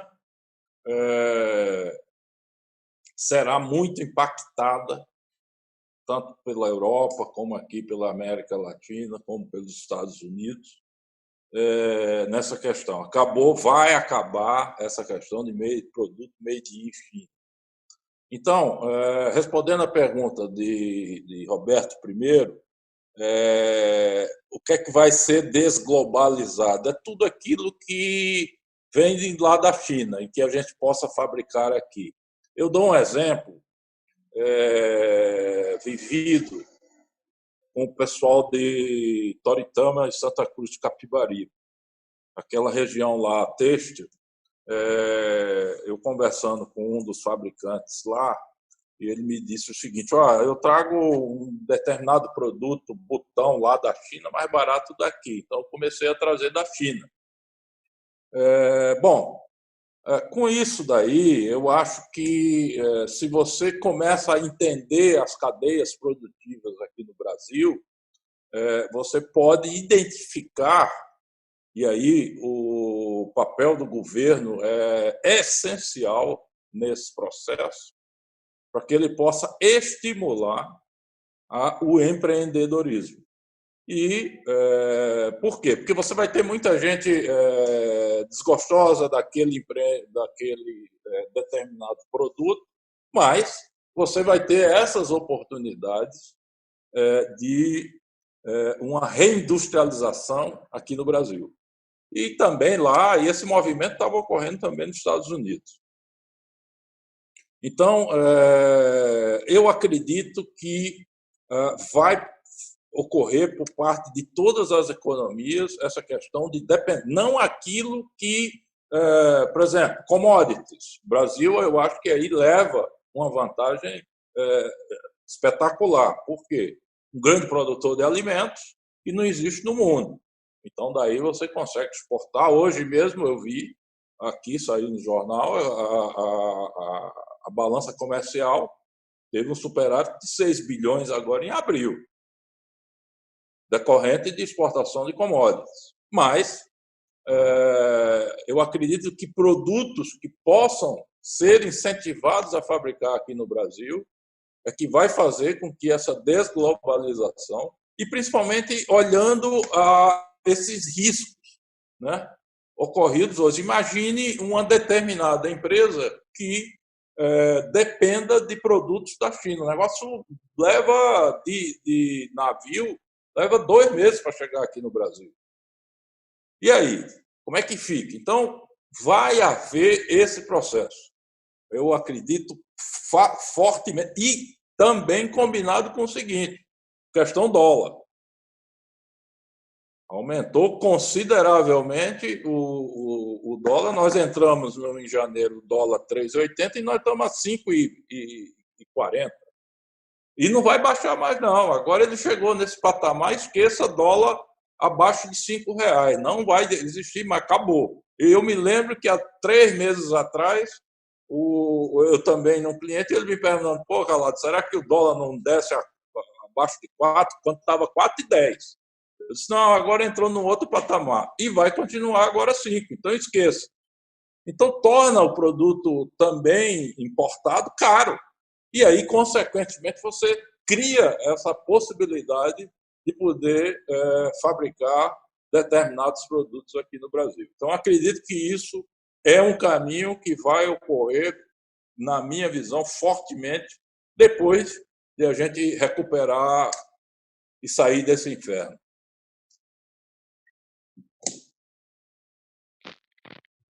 Tem Legal. mais alguma coisa aí? Leonardo quer fazer uma pergunta? Vou ativar o som do Leonardo. Leonardo, bem-vindo. Muito obrigado aí, parabéns primeiramente, boa tarde, algumas pessoas aí não me conhecem, quero agradecer a Fabiano aí pelo convite, muito saudável, muito oportuno o debate, estão todos de parabéns, grandes profissionais aí da área de consultoria, Kelner, inclusive, já trabalhou com alguns parentes meus. Veja, eu hoje trabalho, o Hugo falou aí na parte de vinhos, né, hoje eu trabalho numa importadora, né, a Wine Concept Brasil, que é o desdobramento de uma grande operação de distribuição de vinhos em Portugal, e nós iniciamos nossas operações há 1 ano. Vejam só o desafio que nós estamos enfrentando, né? Então, a pancada está sendo grande. E eu tenho uma pergunta para vocês aí, eu não sei a quem direcionar, se é o Calado ou se é você, Raul, é o seguinte: como nós conseguimos nos reinventar em pouco tempo, né? Aproveitando que vocês falaram aí, nós estávamos atendendo, o nosso foco é distribuição, estávamos atendendo restaurante, e fomos forçados nos últimos 30 dias a montar uma plataforma digital. Nós estamos, provavelmente, nos próximos 15 a 20 dias aí, vamos já estar com venda na internet. E foi interessante o que o Hugo falou também. Nós tivemos que mudar a nossa estratégia de vendas, abrir um canal de venda que até então nós não explorávamos, que era a venda pessoa física, e venda através da web, né? Eu sou sommelier, há muitos anos trabalho com vinho, já tenho experiências em mercado financeiro, de seguros e tal. E, particularmente no negócio de vinho, eu acho o e-commerce no Brasil muito complicado, né? A história da Wine.com, muito provavelmente você já ouviram falar dessa empresa, a Evino. Então, tem empresas do segmento que realmente vinham acumulando prejuízo grandes. Eu queria lançar essa pergunta para vocês. O que é que vocês acham do e-commerce? Quais são as tendências? Realmente vai haver um crescimento sustentável desse canal de venda? Isso é a primeira pergunta. E segunda pergunta, o lado industrial, né? Obviamente, a gente tem uma dependência hoje mundial da China. Eu diria que talvez 70%, 80% dos produtos industrializados vêm da China. E o Calado estava falando aí, realmente, de tentar redomesticar essa indústria no Brasil. Eu acho, veja, só para complementar a pergunta, como seria isso? Como se daria isso? Primeiro, a gente está com um dólar, realmente, um euro, num patamar que eu digo que é um patamar febril, né? Eu não acredito que esse euro, o dólar, vá se sustentar nesse patamar, né? Estamos aí com uma briga entre China e Estados Unidos, que já iniciou muito antes dessa pandemia, né, o que fragilizou o real perante essas grandes economias. Mas como é o desafio do empresário ou do industrial trazer essa produção para cá com essa carga tributária, né, com essa insegurança política e jurídica que o país está vivendo? Eu queria que vocês, enfim, me colocassem um pouco essa situação. A tendência também desse câmbio se manter nesse patamar elevado, na opinião de vocês, eu não sei, Hugo, aí se você ou Calado poderiam responder a pergunta. Legal, Leonardo, eu vou fazer uma brincadeira, eu vou falar que o vinho fica comigo e a resposta com Calado, mas não, brincadeiras à parte, meu mundo em paralelo também é vinho, tá? Eu produzo vinho natural, Serra Gaúcha, produzo em Portugal, maravilha, tenho importação, vou passar um lado comercial, tá? Depois passar para a turma responder no geral também a parte econômica e impacto disso. O que é que a gente está vendo, principalmente em São Paulo? Os pequenos estão se reinventando, criando coisas extremamente fora da casinha online. Por exemplo, eu participei semana passada de uma degustação às cegas em casa. As entregas aconteceram, o conjunto foi feito, se fez um pacote, veio combinado vinho e aperitivos para fazer a harmonização, veio ficha técnica. Todo dia tem alguém oferecendo a oferta do vinho do dia ou da semana. Os restaurantes estão em parceria com sommeliers para fazer a venda paralela do tipo, se tu fornece para restaurantes, usa o delivery dele e usa a estruturação que eles possuem para fazer o banco de clientes dele consumir. E aí você tem oportunidades em CRM, de cadastrar clientes, explicar mais sobre vinho. Tem um lado da cultura do vinho muito forte nisso. Pegando o exemplo que você trouxe, tá, do vinho. Eu vendo o negócio se reinventar muito. E no e-commerce, tá tendo, minha visão, aí depois o Carlos, o Kellner bate em mim se eu falei besteira, mas o que é que eu estou sentindo nesse mundo do vinho que faz parte da minha vida ainda? As pessoas estão começando a ter interesse no conteúdo do vinho, não só em beber vinho.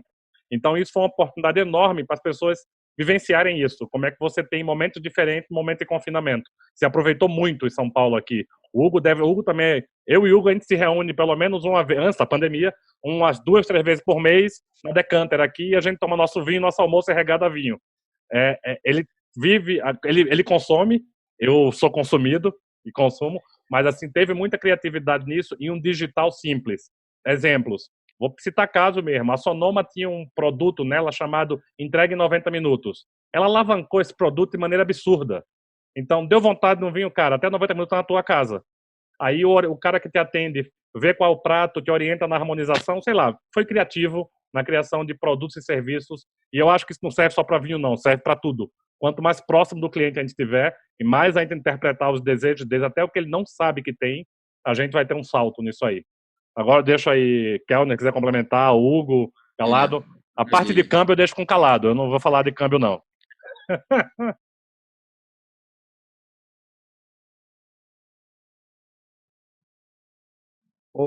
Leonardo, prazer em ouvir a tua pergunta, prazer em te ver.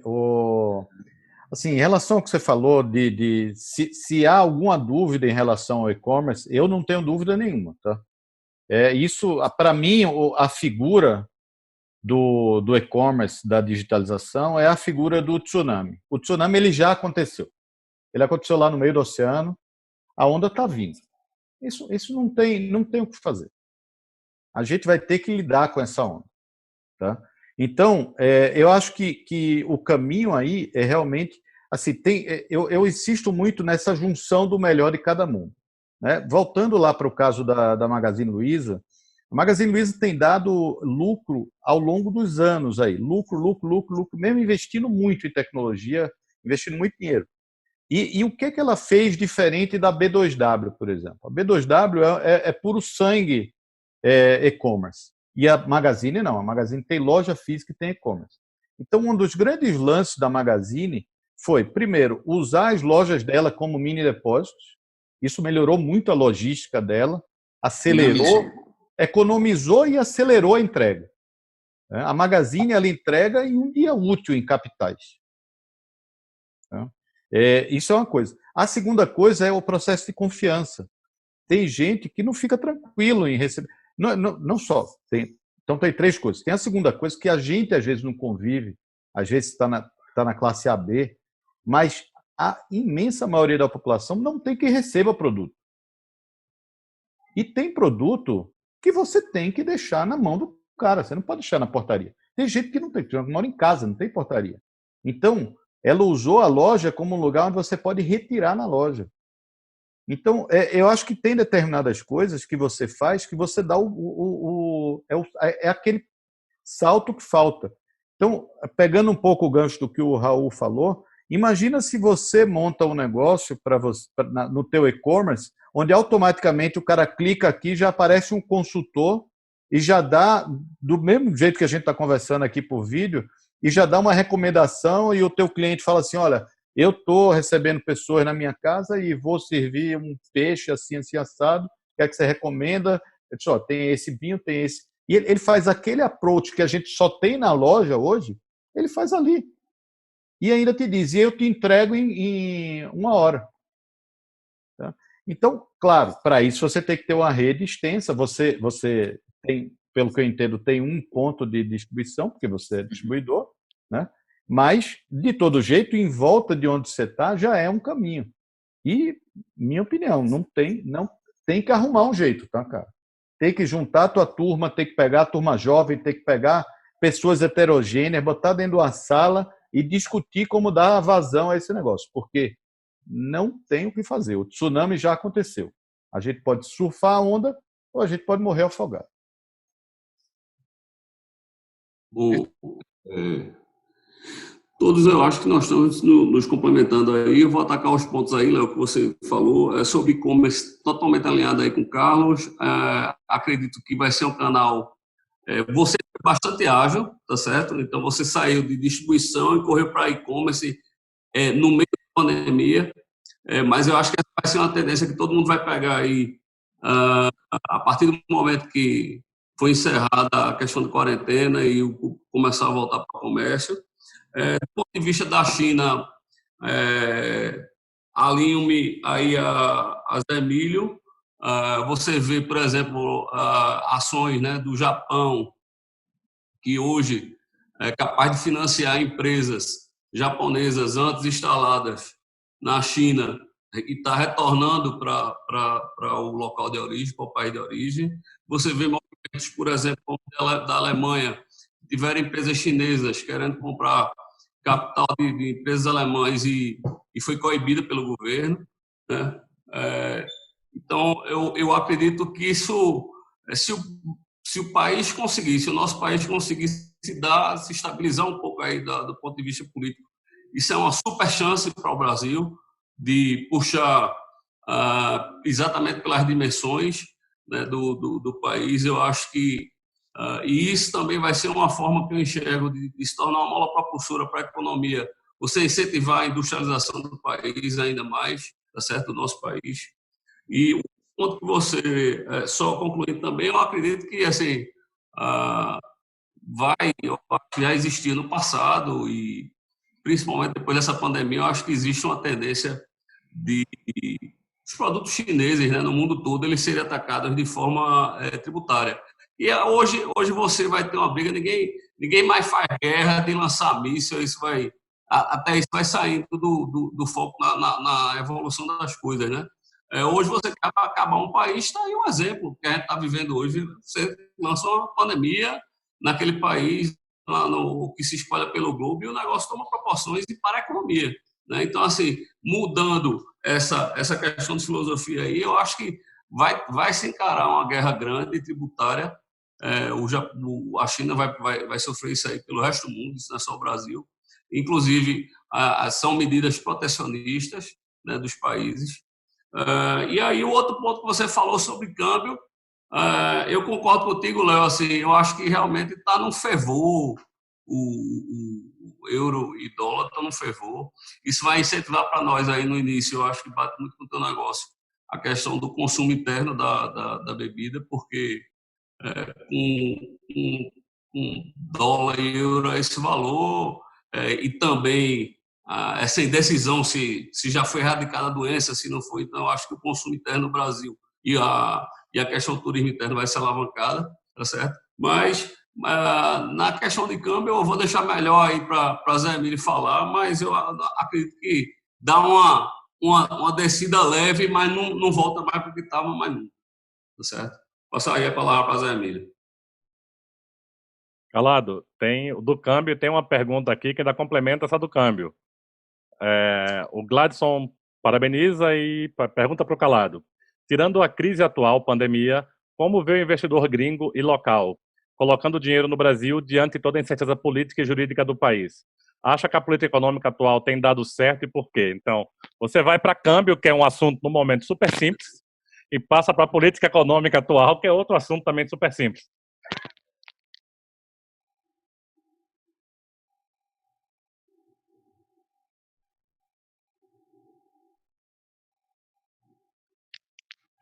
Pronto, agora.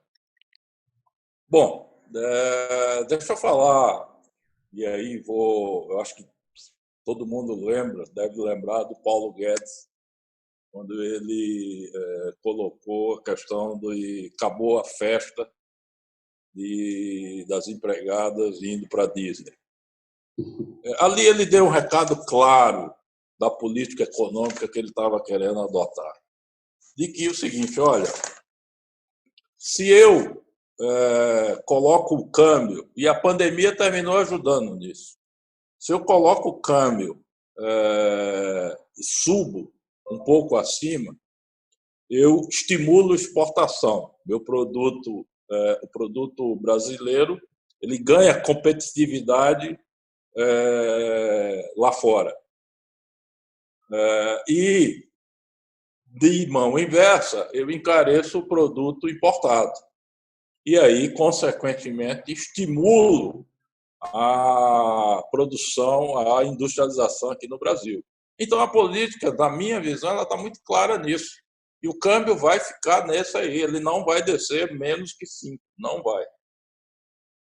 Para sustentar essa política e fazer com que o Brasil tenha essa reindustrialização.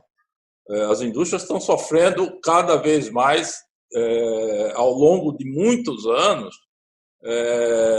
em função da participação dela no PIB. E aí, Leonardo, um fator que você colocou aí, e eu te digo muito aqui com relação a Pernambuco, na época que eu estava lá na Deloitte, a gente ajudou muita empresa, a gente tinha uma área lá que fazia captação de investidor aqui para o Nordeste, e a Ambev foi uma que a gente ajudou a montar aquela fábrica ali em Igaraçu. E o que é que estava por trás disso? O que é que a gente falava com o governo aqui do Estado, não só daqui, mas de todo o Nordeste onde a gente atuava? A gente via o seguinte, bom, vou dar um exemplo da Ambev. Olha, Ambev, você vende aqui no Nordeste, em Pernambuco, e no Nordeste inteiro, tantos milhões de lata de cerveja tal, X, tudo vindo da fábrica tal, da fábrica tal. Monta uma fábrica aqui, você já tem mercado. Outro exemplo, a IP, que era de detergentes e tudo, ela também vai montar uma fábrica aqui em Pernambuco, decorrente disso, de que o mercado existe aqui, em vez de estar lá trazendo lá de São Paulo, Campinas, ela monta aqui que está bem perto, e Pernambuco tem um fator logístico sensacional no Nordeste, está no meio, entre o mercado lá do Ceará e o mercado da Bahia. Então, a gente ganha essa competitividade. Então, é isso que eu acho que vai acontecer aqui no Brasil com relação a esses produtos. Vai chegar para uma determinada empresa ou um determinado produto e dizer, olha, produz aqui. Aqui você tem esse mercado, eu tenho esse mercado aqui de 240 milhões de euros. Onde é que é melhor produzir? Bota lá em Minas, bota lá em São Paulo, bota lá onde for o melhor mercado para ela. Mas eu vejo que esse movimento vai acontecer e não tem volta. Não tem volta. A gente vai sair desse novo... Essa é um dos fatores que eu vejo positivo de a gente estar sofrendo tanto com essa pandemia. Espero ter te ajudado aí, Leonardo. Leonardo, eu vi nós estamos já às 18h37, a conversa está boa. Eu informar isso, assim, a gente pode ficar mais, se vocês puderem, mais 10 minutos e encerramos. Acho que mais uma pergunta e a gente encerra. E, Leonardo, eu ouvi boatos, e são muito boatos, porque normalmente mexer em imposto, mas estava se falando isso antes da pandemia, quando tinha a tendência de ascensão do dólar, em mexer na taxação dos vinhos. Conversando com mapa, coisa desse tipo, para facilitar compensações. Mas, por enquanto, é bate-papo de sonhador. Gente, mais alguma pergunta? Bom, perfeito. Eu acho que não, Raul. E já tomando a palavra, eu primeiro queria agradecer a todos, dizer que isso foi um nosso laboratório inicial aí do que imaginamos fazer daí para frente. Realmente, eu acho que passado todo esse momento de susto, nos resta agora conversar. Eu acho que essa é a saída principal, troca de experiência.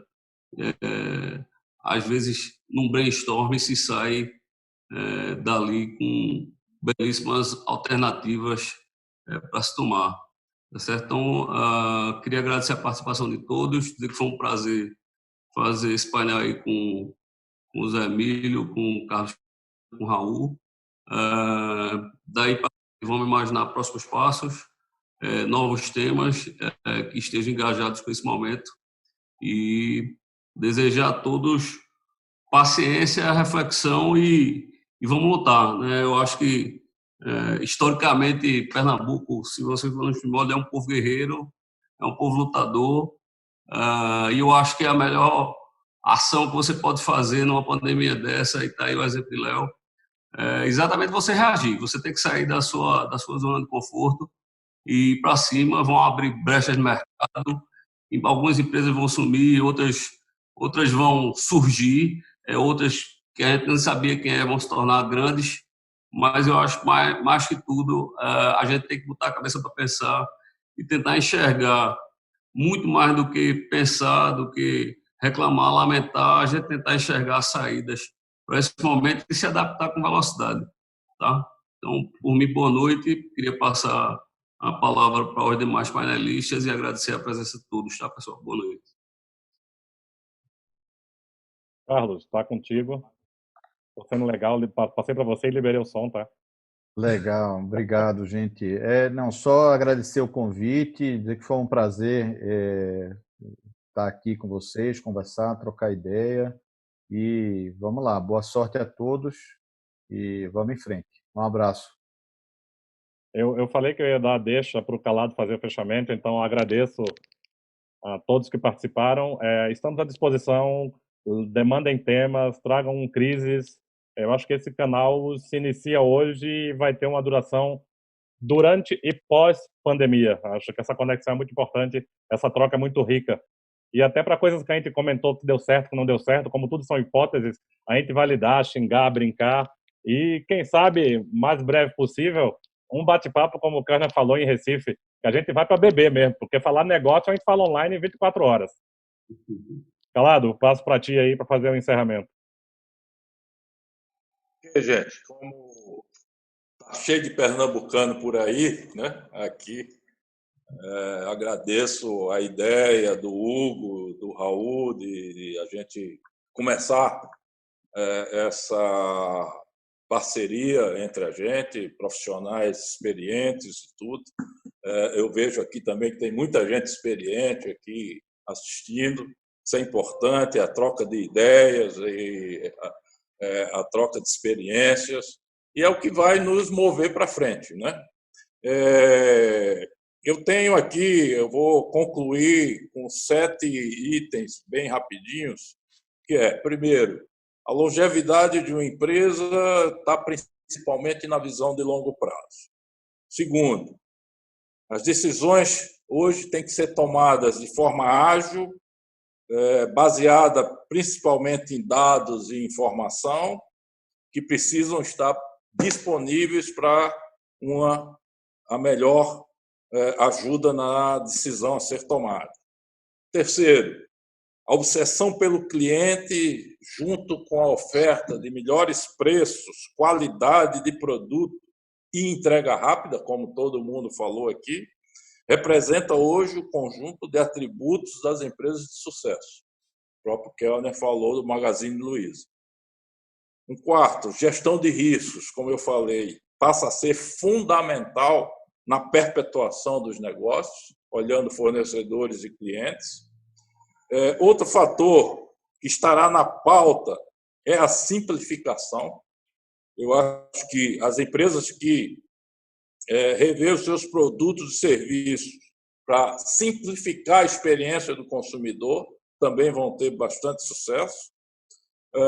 E promover a atitude de dono entre os funcionários, a gente sempre fala isso, mas que hoje, cada vez mais, é importante que cada funcionário esteja com essa atitude de dono, né? E, por último, fazer o que é certo e não apenas o que é possível. Agradeço demais, foi muito bom essa nossa conversa e vamos ter mais outras. Acredito que com outros temas e para que a gente saia daqui engrandecido com informações interessantes para o nosso dia a dia. Grande abraço, boa noite a todos. Gente, obrigado. Boa noite. Valeu, gente.